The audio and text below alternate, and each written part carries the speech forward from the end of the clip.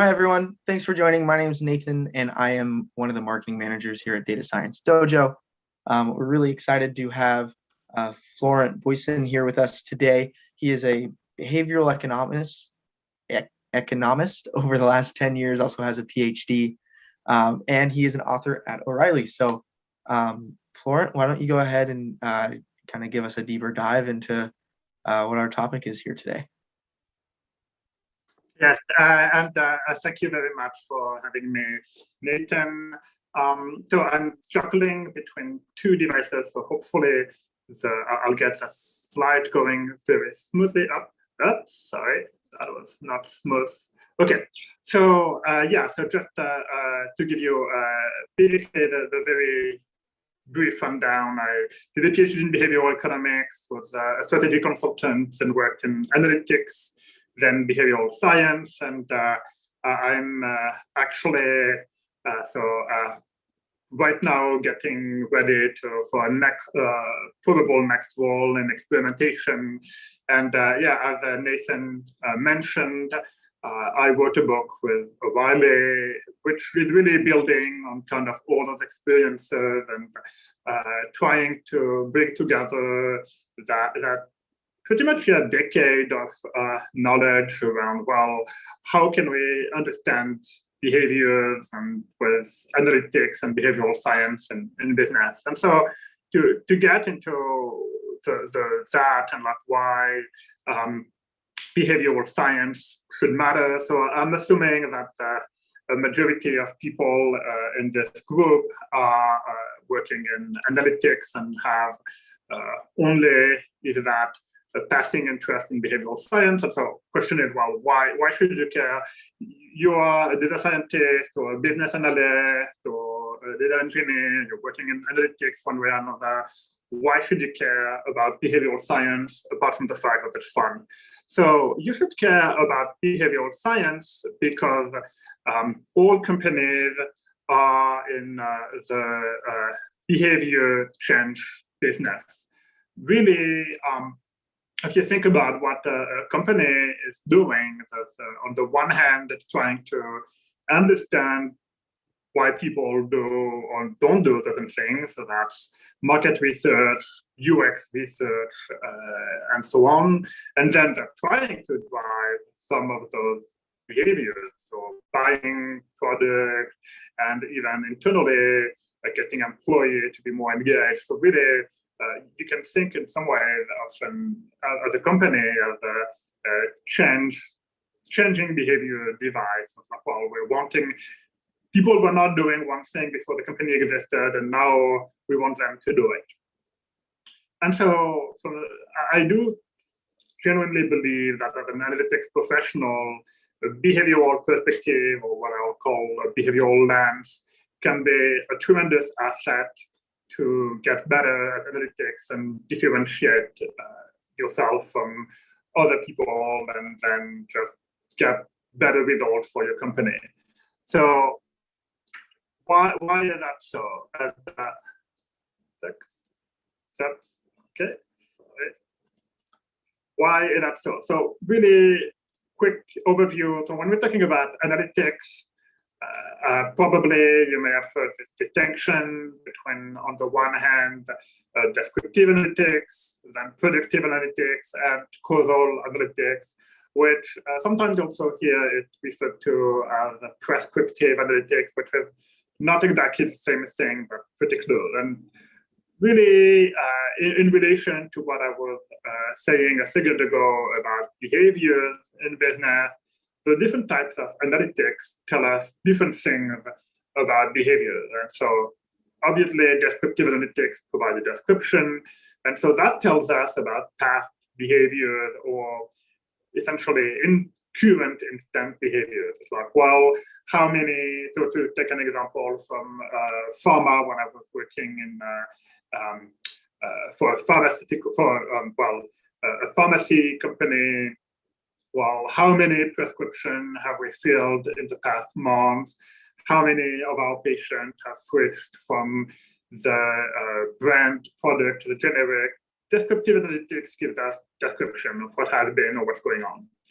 But then predictive analytics is really kind of the bread and butter of analytics, and like really the star of data science, which provides us with prediction. But it's important to recognize that this prediction is if the future is like the past. So if it's like, well, under the past business condition, we were filling that many prescriptions a month. So we expect that in the next month, we will fill that many prescriptions. Or we sold that many bread baguette or that many subscription and so on. Predictive analytics gives us prediction, assuming that the predictor and more broadly the business setting is like the past. And finally, causal analytics is really kind of the most complex in many regards, or the most subtle type of analytics, and it tells us about causal relationships. So we want to know if X gets higher, for example, because we increase it, or if we send an email to our customer, this is what will happen. And so causal analytics is really where you want to be to understand what the consequences of the action that the business can take, or the consequences of big changes in the business setting. And so, and why is that? It's because if you think about predictive analytics, which is, again, as I said, when people talk about data science, most of the time, what they mean by data science is predictive analytics. And predictive analytics, again, I would imagine that most of you would be familiar with what would go under that umbrella. So if you think of algorithm like random forest or XGBoost, the idea is to bring complex, sophisticated algorithm and to build models with a large number of variables to achieve predictive accuracy, area under the ROC curve, and so on. And really the idea is we are going to throw all the variables we can in the model to increase predictive accuracy. And really the idea is to predict what's going to happen tomorrow, assuming that the regularities in the world that we observed in the past will still apply. And predictive analytics has been tremendously successful, and it has been really kind of one of the main drivers in the growth of analytics in the business in the past years, decades, last 2 decades at least. And so, but predictive analytics also does have some limitation in that the first one is that it's really kind of taking data as true. And by what I mean by that is that variables might need to be cleaned out or renormed or to deal with missing variables. But really the idea is that we take features and variables and predictive analytics kind of at face value, that they are saying what they say they are saying. And in engineering that we do is really to increase the accuracy of the prediction. And as I've mentioned, it assumes business as usual, and it does not account for business action. So for example, one question I've had many times from marketing partners is, which customers are more likely to leave? Which is really churn analysis, retention analysis, so churn analysis if you are working in marketing, retention or attrition analysis if you are working in people analytics. And really the question is, well, which people are more likely to leave? And I generally end up arguing with them that this is really not the relevant question, or a question that they should get interested in, and that's the real question, the important question they should be asking is, which customers or employee will be less likely to leave if we take action? So if you imagine that you have customers that are going to leave or extremely likely to leave whatever you do, then it's not really a useful information. And conversely, if you have customers who you know are not going to live under current condition, but you don't know if they would live under other conditions, that's not really helpful. And really, the actionable question, the actionable insight is which customers will be less likely to live if we take action. And from that perspective, if you have customers that have an a priori probability of living of 80%, so very likely, going from 80% to 70% is less valuable than going from 50% to 20%, because you're decreasing the probability of living by more. And so really, I would argue that when marketing manager asks which customers are more likely to leave, what they should mean, what they should look for is which customers can we retain the most through our action and which action should we take. So that's about, again and again, which is not to say that predictive analytics is wrong or flawed in any way. Predictive analytics works perfectly fine if you're working with wind turbine or with engine, but I would argue that when you are thinking about businesses, behavior in businesses, then predictive analytics has some limitation. And so the way I think about it is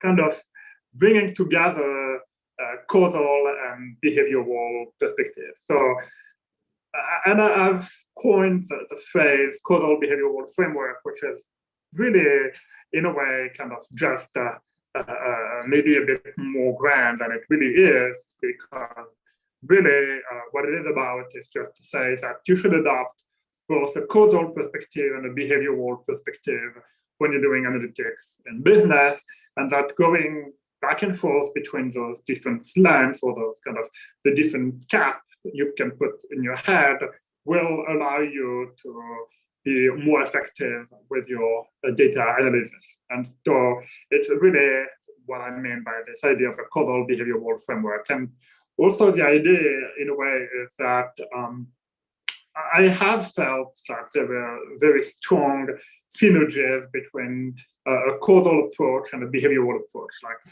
adopting a causal approach is really great. Adopting a behavioral approach is really great too, but when you do the two together, you kind of magnify really the effect, because you're really getting a very neat package that allows you to see and understand what causes behaviors and how you can drive them.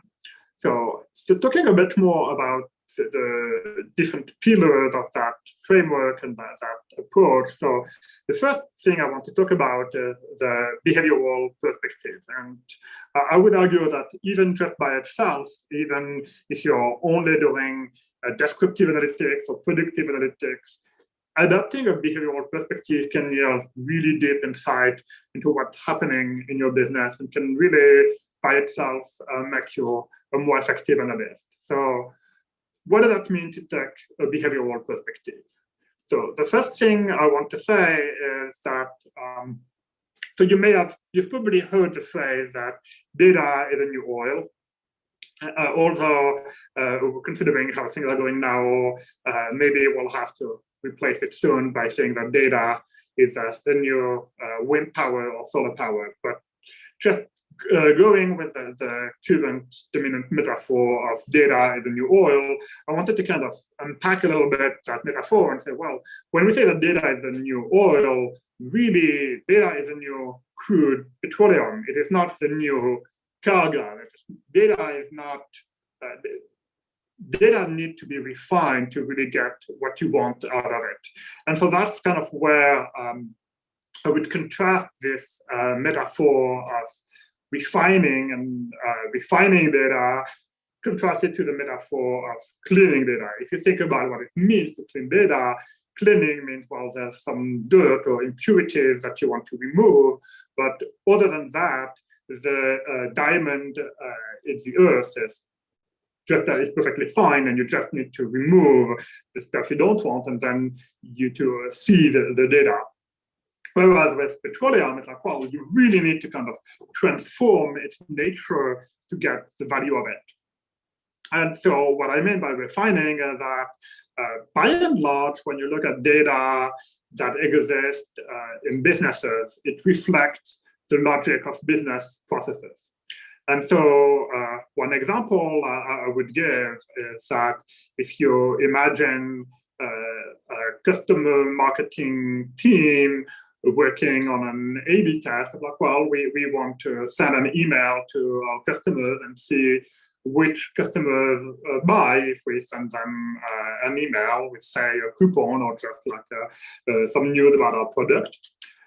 Then you imagine that one of the customers go on the website and then purchase the product, but then the order gets canceled because the product is out of stock. So from how is that going to be reflected in the database of the company? Well, the database of the company, which is driven by accounting and business rules, will say, well, that order was canceled, so we don't have that money in bank. So really, we should kind of, in the denorm table, for people who have worked with normalized table, in the normalized tables, and we should cancel that order and not have an order placed. But if you think about the perspective of the A/B test and the perspective of what the marketing team is trying to capture, they managed to get the customer to place an order. And the fact that the product happened to be out of stock is entirely random and coincidental and unrelated to the A/B test. And so from the perspective of measuring the effectiveness of the A/B test, you would want to make sure that you are capturing that behavior and that this customer counts as a win of like, okay, this customer converted, even if in the database that order has been canceled. And I would argue that this example is actually not the exception, but the rule, and that really everything we have in our database that has not been thoughtfully behavioralized to reflect behaviors, then is going to be reflecting instead business processes and business rule, or accounting processes and accounting rule. And the truth is that when we're trying to drive customer behavior, we should be working with behavioral variables. And one kind of example of it, like another aspect in which that I found particularly tricky is categorical variable, because categorical variable often feel very intuitive to the analyst, because, like, well, okay, customers in California are more likely or less likely to buy that than customers in Nebraska, or the other way around. And we can picture California, we can picture Nebraska, so it kind of feels intuitive, but really it's back to the question of the customer marketing team asking which customers are more likely to leave. It's not really actionable. And often it's better to replace, I have found at least that it's better to replace categorical variable by a numeric variable. So for example, accounting for income or unemployment in the state or number of stores, but really a variable that kind of sheds more light into like, well, why are we selling more in California than in Nebraska, or the other way around, or why are older customers spending more than younger customers, and so on. And or men than women, or women than men, and so on. And one case that I want to give you one example of something I have encountered personally is the issue of business default. And I had a marketing team asking me how they could get more customers to enroll in paperless billing, so just receiving the invoices and bills online instead of stuff by mail. But by then, we had customers who were automatically enrolled in paperless billing when they were new customers signing up. And so in that sense, the customers in that population who were not enrolled in paperless billing were the customers who had gone through the effort of going online in their account and unenrolling from paperless billing, or calling our call center and telling them, I don't want to receive those emails anymore. I want to receive my paper bill. And so from that perspective, if you think about the behavior here, and whenever I tell people to think about behavior, I really say, like, think of it concretely. The behavior is something that you could see someone doing if you were in the room with them.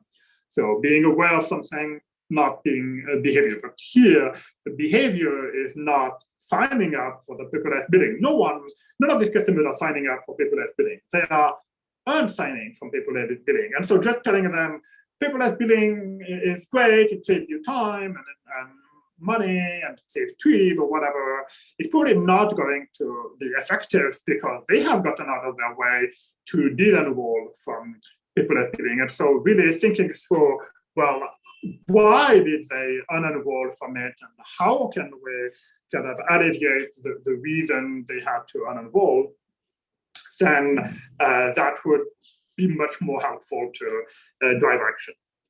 So getting and elaborating a little bit on that idea of behavior is really something you can see is that very often a variable in a database can express multiple behaviors, or we can have what we would consider to be one behavior that is kind of spread out between several variables in the database. And so, for example, signing up on desktop or mobile, right now I'm doing the presentation on the iPad, and I initially run into a few issues to share my slide on the iPad. So really that was, from a behavioral perspective, there was some friction there that I would not have had on a desktop computer. So really different behaviors. And again, so, or when you have behaviors that are kind of cascading, where unsubscribe from all emails versus subscribe from this particular email, or buy a package and so on. So really, as I said, I think it's really important to think through, well, if I were to see the people in the room, if I were in the room to see the people, what would I see them doing?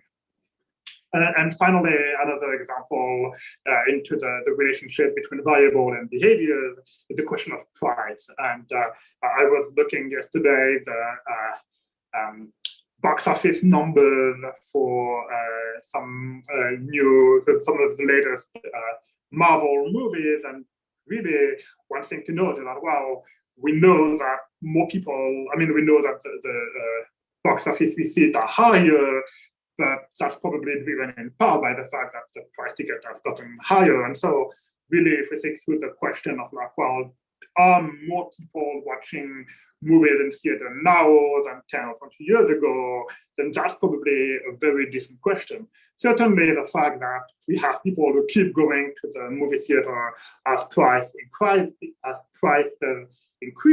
that does tell us something about the price sensitivity or the lack of price sensitivity, but that doesn't mean that they are consuming more movies or consuming more movie theater. It just means, like, well, they're not super sensitive to prices. So really this idea of kind of trying to have as much as possible in your analysis, one variable per behavior and vice versa. However, then how do we kind of think through the behaviors and the type of behaviors? So one model, and again, when I say model, it's really just a very simple kind of checklist of type of variable that I have found useful. So one thing I have found, one way I found useful to think about behaviors in the data we have is, as you can see here, kind of this very simple 5 items model where we have personal characteristics, so demographics, income, what have you, that drive cognition and emotion. So what people think, what they want, which then drive intention, which then drive action. And again, this is not a super scientific model in the sense that a psychologist would probably argue that intentions are part of cognition and emotion. But when we're dealing with behaviors in business, quite often isolating intention can be a useful breakdown, because it tells us, it allows us to identify a level. Like, well, we've made people aware of our product, but they don't have that decision to buy that comes from a clear call to action, or reversely. And so depending on your situation, maybe you have survey data that tells you about intention, or maybe then you want to break down cognition and emotion, so you have awareness that is separated. But really the idea is that to kind of have a checklist of categories you can use to think through, well, what is the variable I have in my data? What is the behavior I am observing, or the behavior I'm trying to drive? And so for example, to give you a concrete example, I've had, again, business partners tell me, my goal is for our customers to be aware of X.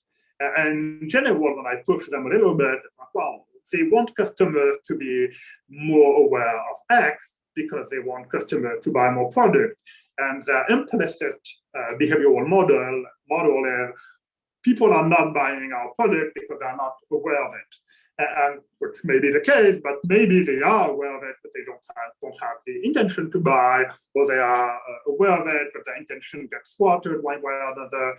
And so I think that kind of thinking through kind of what is it you're trying to do, and what is kind of the theory of change is the phrase that is used in the nonprofit world to kind of explain how you're trying to change that behavior can be really helpful to do more thoughtful and impactful analysis. So now a final category, kind of category of variables I want to talk a bit about is missing data, because I have found that missing data is generally removed or imputed by analysts, and it's kind of considered just a hindrance or an annoyance that need to be cleaned out. But I do feel that in my experience and in many cases, missingness can actually be a strong signal and can tell us a lot of things in itself. And so it can be correlated with some other variable. And so, for example, you might be, if you just remove the missing value, you might be unwittingly filtering out of your data, let's say, older, poorer customers in rural areas who just for which the data is missing because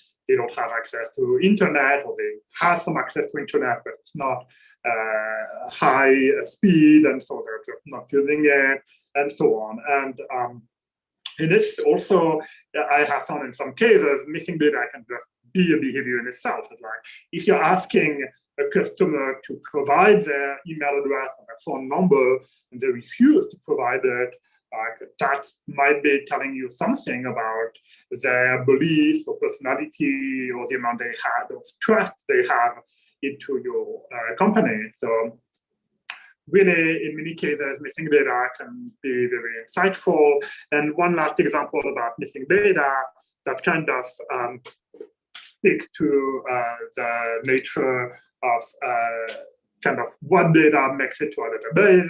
So example from the Book of Why is that one example, so a tourniquet, which is really just kind of a picture, kind of a big kind of line or rope around a limb. A tourniquet can reduce bleeding, and so, but the idea is that, well, a military doctor was observing that soldiers arriving to the hospital with a tourniquet were more likely to die than soldiers without one, which, if you take it at face value, would suggest, okay, we should not use tourniquet. But really, the underlying confounder was like that. If you had a severe wound in the battlefield and you did not have a tourniquet, then you were just dying before making it to the hospital and never entering the statistics of that doctor. Whereas if you were severely wounded and you had a tourniquet, you would make it to the hospital, but you would have now a fighting chance to survive, but you would still have a higher mortality rate than soldiers with a lower gravity wound. So again, sometimes you can have entire people or entire rows, so to speak, that are missing from your data, and so that you need to capture. So that was kind of my first pass at speaking to behavioral analytics. So getting to the causal analytics, let me just make a quick pause here let's see, before I get to the analytics, I don't see any question in the Q&A tab. I'm keeping an eye on that. So if you have any question you would want to ask, by all means, during the presentation, by all means, feel free to put them there, or I will handle them at the end of the presentation. Okay. So getting into causal analytics. So what is causal analytics, and why should you care, and why should you add that tool to your belt beyond predictive analytics? So when I think about causal analytics, first thing is that I think about causal diagrams. And so like if you look at this example, like imagine an online booking company, so airline, hotel, whatever, that just thinks that, hey, if we had a one-click booking button, maybe that will increase booking. And so this is the corresponding causal diagram, which tells us kind of this is the logic of the possible intervention, which is, well, if we add a one-click button, that will make the booking process faster, and so there's a higher probability that people will book, and that will increase our revenue. So again, a causal diagram is just that. There's really nothing really crazy about building a causal diagram, and if you think that causal analytics are causal net or Petri net or complex Bayesian probabilistic graphical models, and I'm here to tell you, no, you can simply using causal diagram can be tremendously helpful, because in my experience, and I think from what I've heard of the rest of the world, business decisions are often driven by urgency or fad, and the logic of like, well, why would that actually solve our problem is not always or not even often clearly articulated. So one example from my personal experience was, one case where it was with our online platform, and the online platform was looking ugly, and everyone agreed, okay, we need a new website that people can go online to purchase our product. And so, okay, UX research is asked to validate the wireframe put together by UX design, and UX research says, yeah, customers say that the new visuals are simpler, they're clearer, like everything is better, usability is through the roof, like that's great. But when we rolled out this new experience, business leaders were kind of underwhelmed by the outcome, because there were no jump in sales. And the truth is that, well, yeah, I think a better purchasing experience was better for customers, and it might have improved brand perception or a variety of other things, but that was not the main blocker to purchase. And so really what they had here was the implicit expectation that, hey, if we make the experience better, then people will buy more. And that assumption, if they had made it more explicit, UX design would have probably warned them, like a UX researcher would have probably warned them, like, well, that's an assumption. Like, we really don't know that to be true, and we might want to explore that relationship before going ahead. And so once you have you start getting into causal diagram, one thing is that causal diagram are a really great tool to embody organizational knowledge.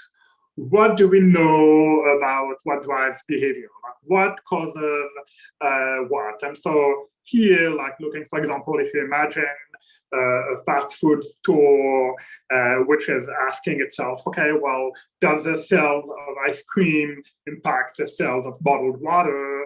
Then you can think through kind of all the other things that are correlated with these two variables and what causes what, and things for and thinking through that relationship can really help you think through, well, if, for example, we had a discount or a promotional event around sales of ice cream, would we see an increase in the sales of bottled water, or is, in this case, the correlation not at all causal? And so, like when you talk to a sales team or to data analysts or who have been in the company for a while, I have found that building causal diagram can be a really great way to make sure that everyone has a shared understanding of what's going on and what are potential variables that need to be included into analysis that you would not think of. Again, causal diagrams are really, even if you don't do anything else from a quantitative perspective, I have found causal diagrams to be a tremendous tool to drive understanding and analysis. And so, but beyond that, if you want to go further, one thing is that if you have built a causal diagram, then and you can identify confounders. And so confounders are really variables that impact your two variables of interest. And so if you think about this, the phrase correlation is not causation, more often than not, this is coming from a confounder, so a variable that cause both of them. So the typical example is that there is a correlation between sales of ice cream and the drowning death or death by bite or shock, but those are order of magnitude smaller than the death by drowning. But if you think about death by drowning and sales of ice cream, the correlation between the two is not causal, and banning ice cream in your country is not going to lead to a decrease in death by drowning. The confounder is just the weather and the time of year of like, well, people are consuming ice cream more in the summer, and they are also bathing more in the summer. And so being in the summer is the confounder for this relationship. But now, if you have built a causal diagram for that relationship and you have captured that confounder, then you can go beyond correlation and not causation and really say, now that we have accounted for the summer months effect, we have an unbiased coefficient, and that can tell us what's going to happen if we decrease sales of ice cream, or if we increase sale of ice cream, or any other situation where you have a correlation.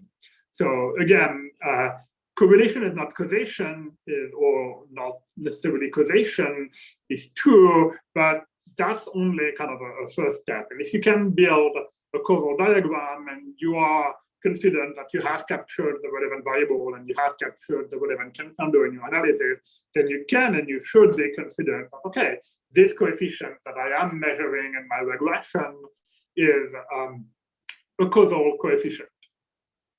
Of course, one tool that allows you to kind of cut through all that noise and identify causality even when you have confounders that you're not able to control for is A/B testing. And so A/B testing allows you to really kind of cut through the noise and say, well, we have exogenously by ourselves introduced the change in something, so change in price, change in sale of ice cream, change in compensation of sales team. And so by having that exogenous variation, that intervention that you have caused, then you can measure causality with confidence without having to get into a causal diagram, although a causal diagram remain helpful.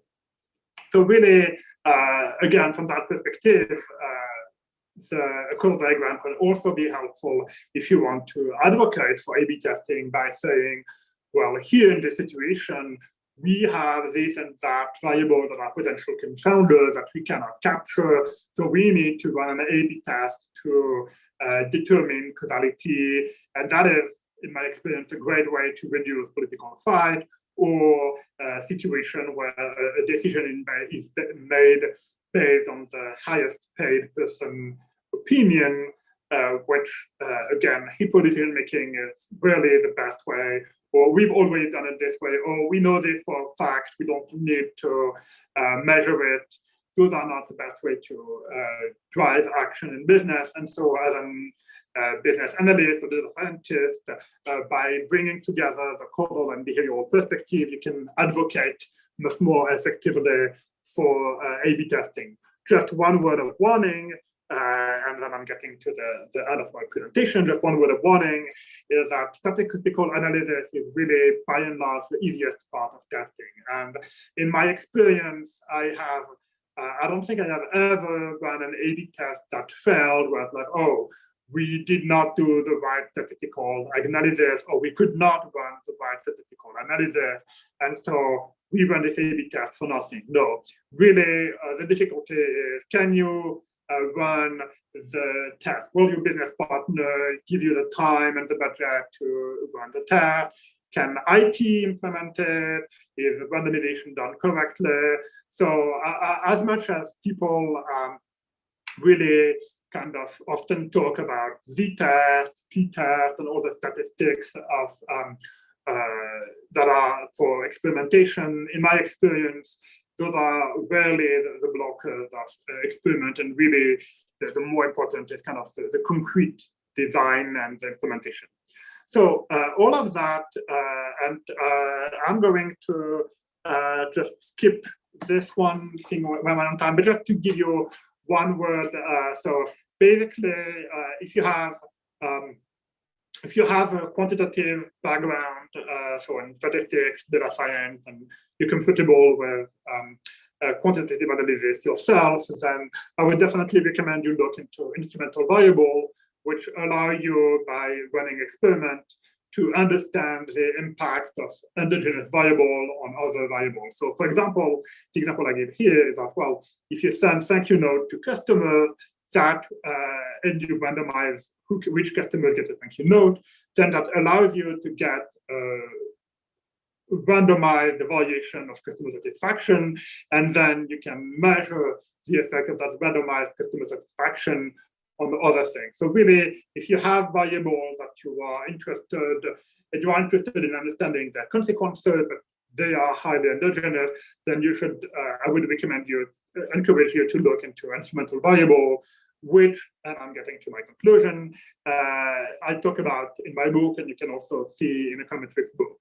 So to kind of bring this to a conclusion, I will say, so behavioral data analysis is a craft, and what I mean by that is that in my personal experience, and so in my last role as a behavioral science manager in the data science department, I was involved in interviewing for data scientists, junior, senior, and manager, and by and large, I found that what I saw was that the understanding of algorithm and data science tool was not the limiting factor. More often than not, the limiting factor was that they did not have a sense for data, and they were not able to use common sense and business logic to make sense of data.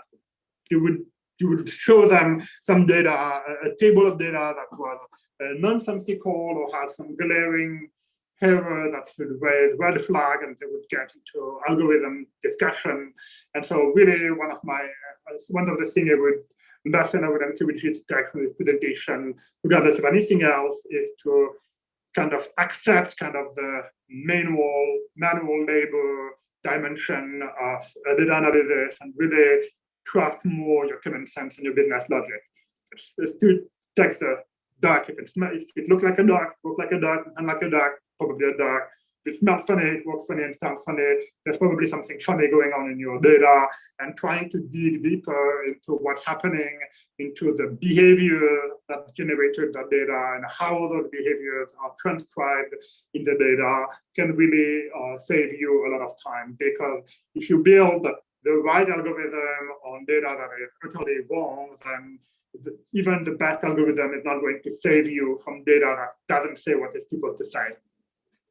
And so, yeah, really know your data, leverage causal diagram to understand, to build a qualitative, intuitive understanding of what's going on.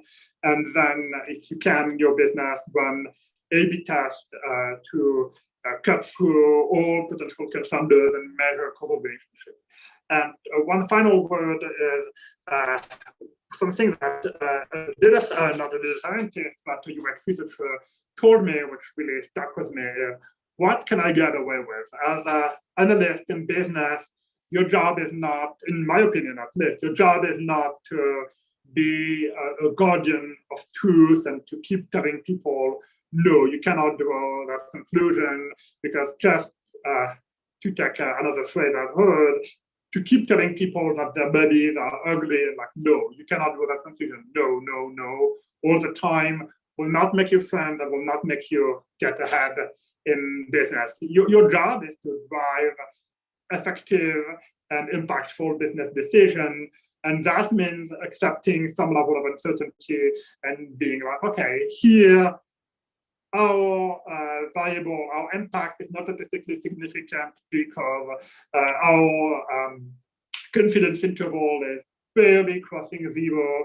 But I would argue if your confidence interval is minus 0.1 to plus 9, the overwhelming majority of the confidence interval is positive, and so you should probably go ahead with it. And so again, I would argue that you should ask yourself, what did I get away with, not in a criminal sense, but in the sense of how can I drive the best decision in business based on the knowledge we have, instead of just telling my business partners no. So this was it. If you want to know more, all of this presentation is based on a book I wrote based on my experience in data analysis and behavioral science. The book is available on Amazon, and O'Reilly has generously provided me with a promotional code. So we will share the slide later. If you put this code, so BBR21 is for behavioral data analysis with R in Python, published in 2021. So if you put this code in the O'Reilly learning platform, that will give you 1 month of free access to my book and all the other O'Reilly book. So, and also you can follow me on Medium, and all, again, we'll share the presentation, so you'll have access to all these links. So, okay, going to stop here. All right. Well, does anybody have any questions? If so, put them in the Q&A tab. We'll wait a couple minutes, maybe chit chat a little while, to see if anybody's typing anything up. Yeah, I should probably, I was looking at my slide earlier today, and I was like, you know what, I should add 1 or 2 slides. And I think I should probably not have added 1 or 2 slides. I think if I had gotten one or 2 slides shorter, it might have been a bit better. I feel like I rushed a little bit, but hopefully people got some value from it, and will be able to review the slide on their own time. Yeah, and I mean, we'll post the slides with the recording. So if anybody's looking for the slides, they will be available.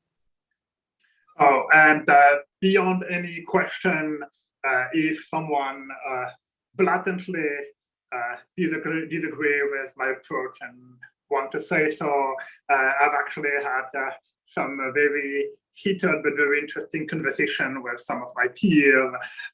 So I mean, I had a presentation where someone was not having any of what I was saying about like running a regression and kind of driving decision. And so we got into, okay, well, what is our job as data scientists in business, or what can you really say with causal diagram? And I personally certainly got more from that presentation than many other presentations. So if you have any point of disagreement or counterexample, also feel free to put them in there.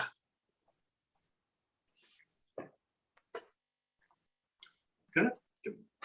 All right. I'm still not seeing anything. So I think okay. I think reach out for any questions. Yeah. Okay. Yeah. No, I mean, and I think that the thing with the digesting is that I probably went a little bit too fast for people to have the time to digest things along the way. So yeah, by all means, sleep on it. And again, I mean, here I was really kind of sticking with intuition. If you want to see example of the code in R or Python, very often what I do, many of my posts on Medium are essentially a summary of the highlight of one of the chapters in the book with the corresponding R and Python code. So really, you go on Medium, so and you can read that. And again, obviously, I if you want to buy and read my books, that's also welcome. And if you do happen to read it, either after having bought it or on the O'Reilly Learning platform for free, if you have a chance to leave a review on Amazon, that's also very much welcome. But thank you for listening to me. Yep, Florent, thank you for joining us today, and thank you everyone for joining today. Just a quick announcement is that next week on April 26th at 12 p.m. Pacific, we will be hosting Ian Eisenberg, the head of data science at Credo AI. And Ian is going to be giving a talk on building responsible AI, the best practices across the product development lifecycle. So join us next week with Ian. Again, Florent, thank you so much for being here today. We'll get your recording up as quick as possible with the slides. And thank you everyone for joining. I hope to see you next week.